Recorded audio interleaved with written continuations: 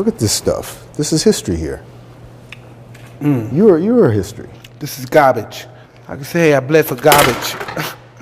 So this is meaningless. No, at one time it meant a lot. When you're just a young kid, this is everything to you. But then you realize your priorities change. And you just want your children to be happy and do nice things. And that makes you happy. This is nothing. This is just nothing, man. Shalom, like if I were undergoing praises to Yahweh, Ba'ashem, Yahushai, Ba'ashem, Rakakodash, like get double honors to our apostles and elders, great millstone. Salutations to our sincere Akim, pushing his word across the four corners of the world. And I was just watching this video of Mike Tyson. In this world, he's considered a boxing legend. And over his time, a course of years in his career, he won over a lot of boxing championships. And he was just telling a reporter how all those championships are garbage to him. You know, growing up as a child and coming up into boxing, he looked at it as something that he always wanted to achieve. But once he accomplished those accolades, that was pretty much meaningless to him. And that lets you know how 2/3 of our people, the ones that sell out into this world, make it into this Hollywood industry, and they have to do all types of immoral things just to get a status here, just to get these so-called riches. And these so-called riches are temporal. Because at the end of the day, they're not completely happy within their spirit. And that's why they get up on all these types of drugs, because they really can't stand the things they have to do to sell out. Because a lot of times you have to bend over, you have to do blood sacrifices, you have to do all types of immoral things just to make that pact with Esau Edom, which is the physical counterpart of Satan himself. And this is Isaiah 28, verse 18. And your covenant with death should be disannulled. That's talking about to 2/3 of the nation of Israel, the ones of our people that want to follow after the image of the beast. You want to follow the ways of this devil. You want to sell out instead of waiting patiently for your Savior, Yahweh Ba'ashem Yahushai. So you would rather sell out for temporal goods and just to receive that vain glory in this short time period of our captivity. So you didn't want to suffer. It was like a microwave success for you to go ahead and sell out to Esau Edom. But at the end of the day, that covenant or that binding agreement that you made with Esau Edom, which is the devil that the Bible speaks about, it's going to be disannulled, meaning it's going to be canceled out. It's going to be voided. Because that trust that you put in Esau Edom, at the end of the day, you put your trust into a serpent, which is a cunning person. So Esau is not going to keep his bargain of the deal. A lot of our people who sold out, for example, Mike Tyson, he's up in age now, but at the end of the day, he's still receiving these little goodies like from the shows, might star in a movie or something like that. But his main accolades he got at the end of the day, it really doesn't matter. It's vainglory. So it says that your covenant with death should be disannulled and your agreement with hell should not stand. When the overflowing scourge should pass through, then you should be trodden down by it. And that's when Yahweh Ba'ashem Yahushai is going to utilize Esau Edom, the same ones that you sold out to. He's going to come against you. And he's going to destroy you. And Yahweh Ba'ashem Yahushai is going to authorize it. And this is the book of Psalm, the 37th chapter, the first verse. Fret not thyself because of evildoers. And that's speaking to the hopeful elect of the nation of Israel, the ones of our people, the Lord willing, that's us, that's sincerely trying to seek Yahweh Ba'ashem Yahushai in these last days. We will rather wait for Yahweh Shai, our big brother, to lift us up and set us into a righteous standard so we can be able to govern the whole world, this whole universe, and not go into the ways of Esau Edom by trusting into his temporal riches. So right here it says, fret not, like don't be worried about these evildoers. And let's see why. Neither be thou envious against the workers of iniquity, for they shall soon be cut down like the grass. And the main workers of iniquity, speaking about Esau Edom, as you see right now, he's in that power seat of rulership.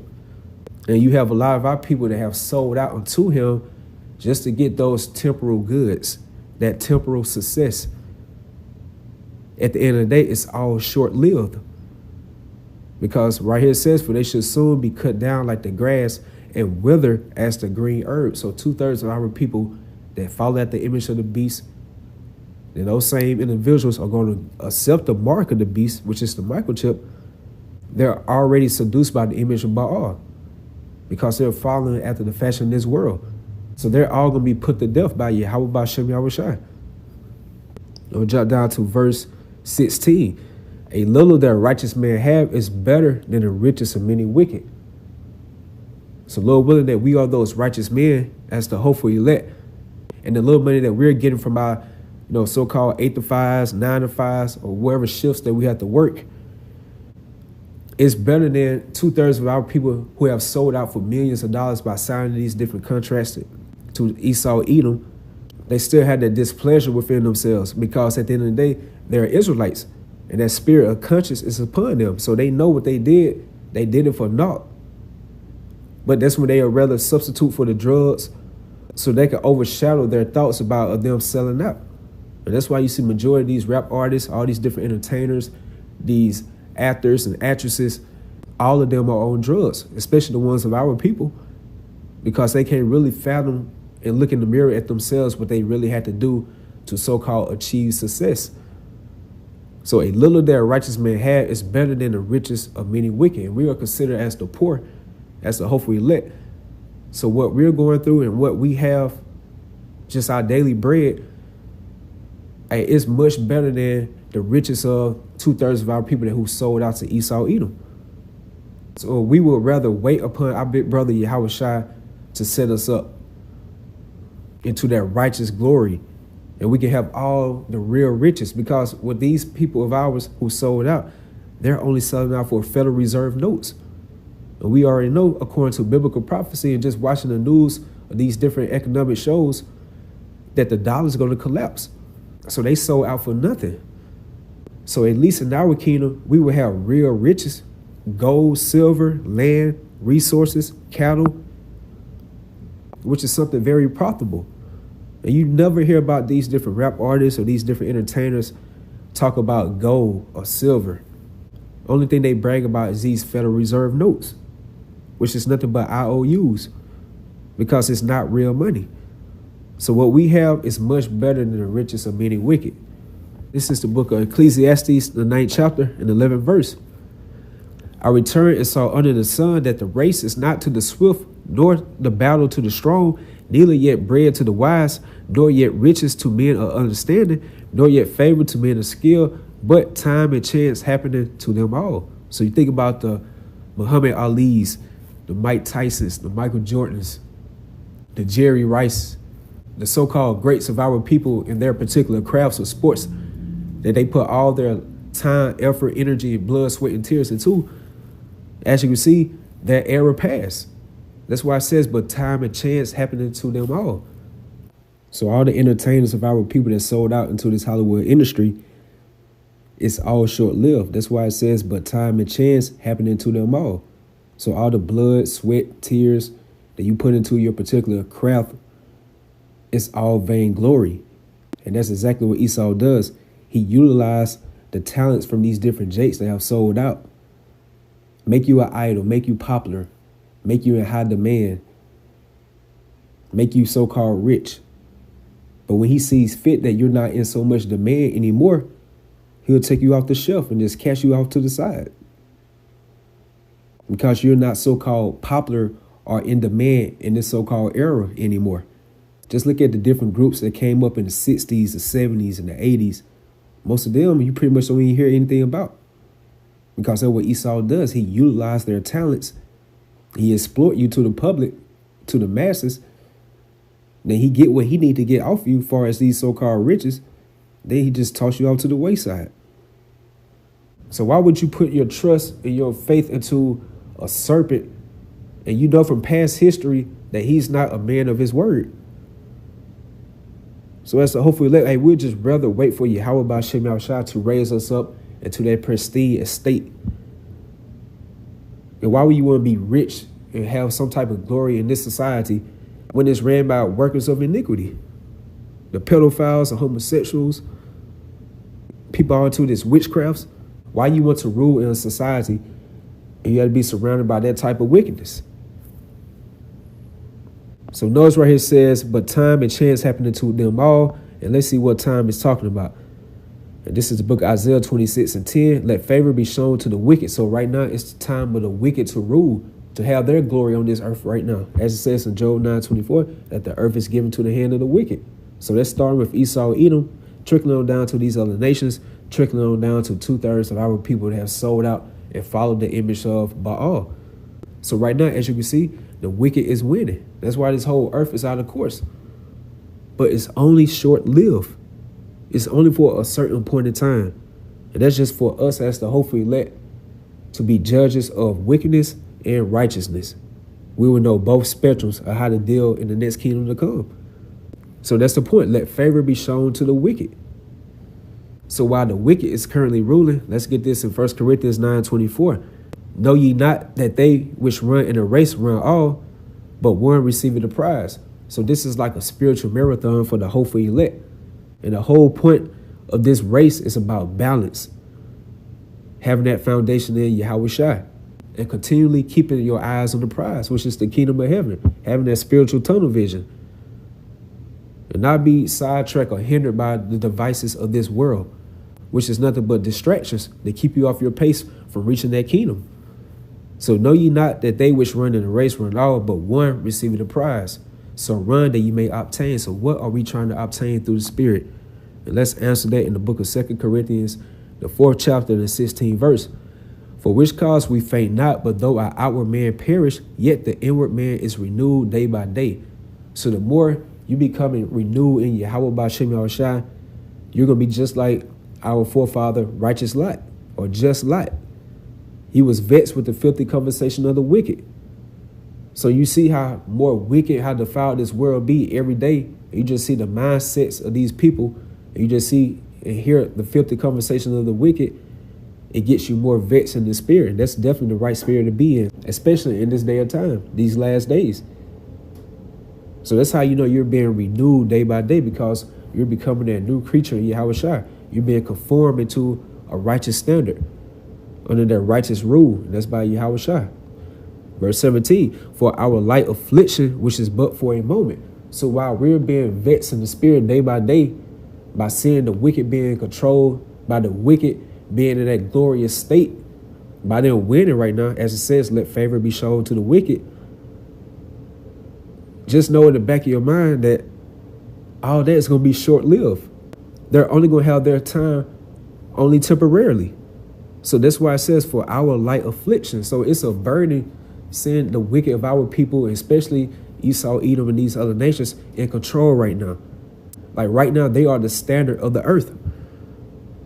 Satan worship. So as it says, for our light affliction, which is but for a moment, it's temporarily.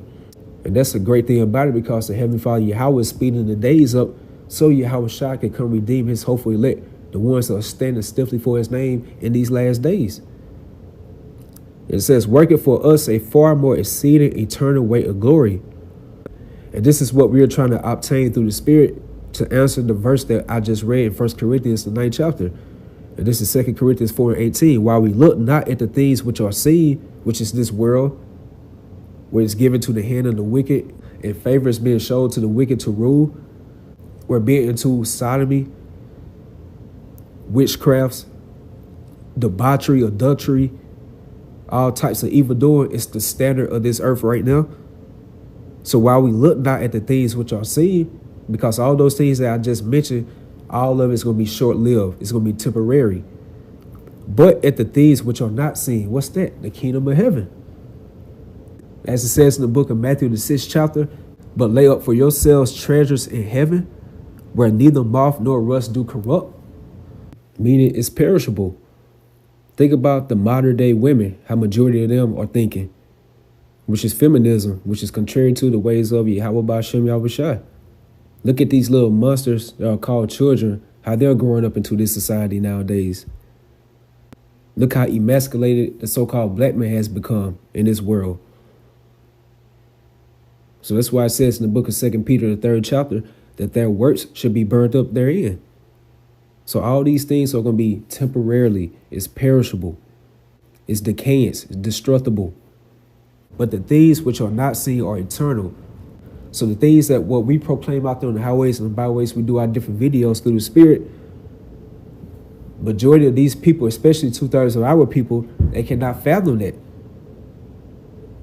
So they cannot see what we see through the Spirit, which is something that we're trying to obtain. The kingdom of heaven, which is going to be an everlasting kingdom of righteousness. The righteous standard upon the earth, governed by Yahweh B'Shem Yahushua via their laws, statutes, and commandments.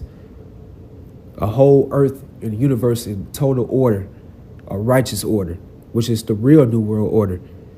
And that's something 2/3 of our people cannot see because they do not have that spiritual eyesight. They do not have that gift of faith and patience.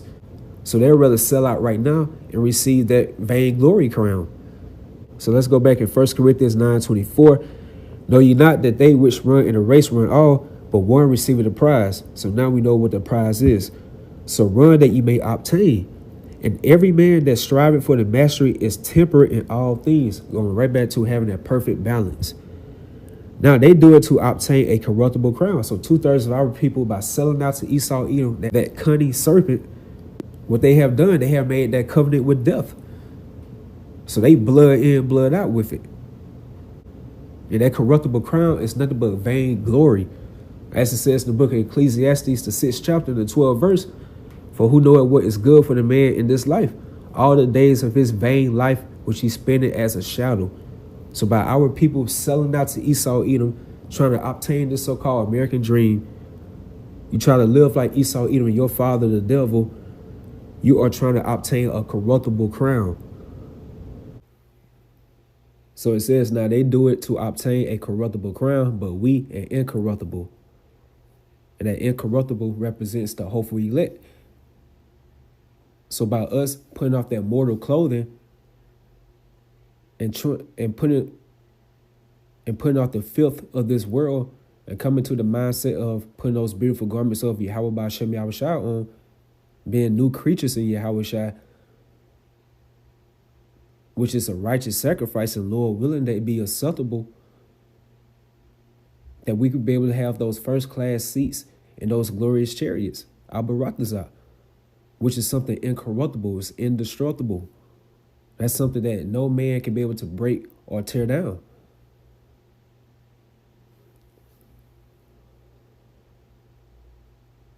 So that's why it says in the book of Hebrews about doing things that accompany salvation. And how our conversation is in heaven. All that represents incorruptible. So it says, now they do it to obtain a corruptible crown, but we an incorruptible. And that incorruptible represents the hopeful elect. So by us putting off that mortal clothing and putting off the filth of this world and coming to the mindset of putting those beautiful garments of Yahweh B'Shem Yahushua on, being new creatures in Yahushua, which is a righteous sacrifice, and Lord willing that it be acceptable, that we could be able to have those first-class seats in those glorious chariots, Al-Barakazah, which is something incorruptible, it's indestructible. That's something that no man can be able to break or tear down. So that's why it says in the book of Hebrews about doing things that accompany salvation and how our conversation is in heaven. All that represents incorruptible. And this is the book of Matthew 11 chapter and the 28th verse. And this is Yahushua speaking to his disciples in the spirit. He's really talking to the hopeful elect in this time frame. And it says, come unto me, all ye that labor and are heavy laden, and I will give you rest. So as the hopeful elect, we now have that rest by receiving the knowledge, wisdom, understanding of Yahweh B'Shem Yahushua. We have rest unto our souls because now we know that we don't have to try to make it into this world. So that takes a heavy load off of our backs to know that this whole place, America known as Babylon the Great, is going to be destroyed very soon. Because we was taught in this world coming up into school, all these different colleges or universities, and just life in general, before we was walking to this beautiful knowledge about keeping up with the Joneses, by making it rich in this society. And 9 out of 10 times, if you really trying to get rich in this world, you have to do abominable things. You have to do dishonest or immoral types of things. So that gives us rest through the spirit that we can just wait upon Yahushua, and he will set us to be rich that this whole world cannot even be able to fathom. Verse 29, take my yoke upon you and learn of me, for I am meek and lowly in heart, and you shall find rest unto your souls. And here's the point. For my yoke is easy and my burden is light. Linking right back up to 2 Corinthians, the 4th chapter, and the 16th verse, how our light affliction is but for a moment. So Yahushua is telling his hopeful elect that my burden is light. So by us suffering, seeing the things that's going on in this wicked society, is light. because it's not going to be compared to the riches, the glory, or the magnitude of the types of things we're going to have in the next kingdom to come, Lord willing. And this is 1 Peter 1:3. Blessed be the power and Father of our Lord Yahushua, which according to his abundant mercy have begotten us again unto a lively hope by the resurrection of Yahushua from the dead. Verse 4, to an inheritance incorruptible and undefiled, and that faded not away, reserved in heaven for you. And that for you is representing the hopeful elect of the nation of Israel. And that incorruptible and undefiled inheritance represents the kingdom of heaven, an everlasting kingdom that's going to be in complete order, total righteousness, a righteous sovereignty that's going to be governed by Yahweh Ba'Shem Yahushua. And it's joint heirs, the elect. So to an inheritance incorruptible and undefiled. So why not wait upon a kingdom like that, where it has way much better expectations than the kingdom where we are currently at, and it's clearly collapsing. And it says, and that faded not away. So the fashion of this world is soon going to fade or pass away very soon. So those ones that are going to be reserved or kept in store for that perfect kingdom is the elect of the nation of Israel. That's why it says in 2nd Ezra, the 9th chapter, that I have kept me a grape of a cluster, a great people, which is speaking about the elect, the ones that are not going to bow down to the image of Baal, but rather serve Yahweh Ba'Shem Yahushua in truth and sincerity, and maintain all their integrity and moral codes. And another note to add to that, you think about the blood, the sweat, the tears, the pain, the grind that 2/3 of our people have contributed to Esau's kingdom. According to the book of Isaiah, the 65th chapter, it says that the former things should not be in remembrance. So your so-called acknowledgments here on this side, your accolades, your awards, your ceremonies, anything that you have achieved to make Esau rich in his glory, it's not going to be remembered until the next kingdom to come, which is the kingdom of heaven, an everlasting kingdom at that. But the ones that stood stiffly for the name of Yahweh Ba'Shem Yahushua, according to the book of 2nd Ezra, the 2nd chapter, how he saw that vision that Yahushua was giving palms and crowns unto the hopeful elect, the one that stood stiffly for his name.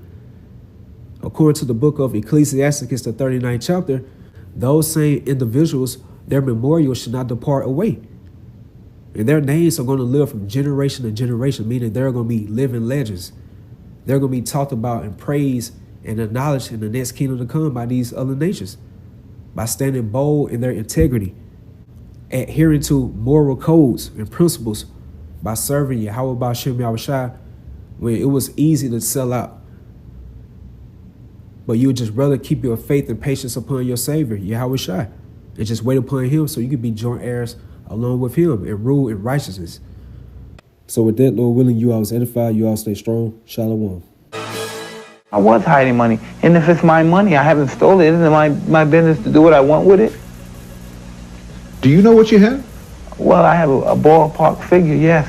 And you know where it is, and you have control of it? Well, like I was saying, it's my business, and no one else should worry about how much money I have.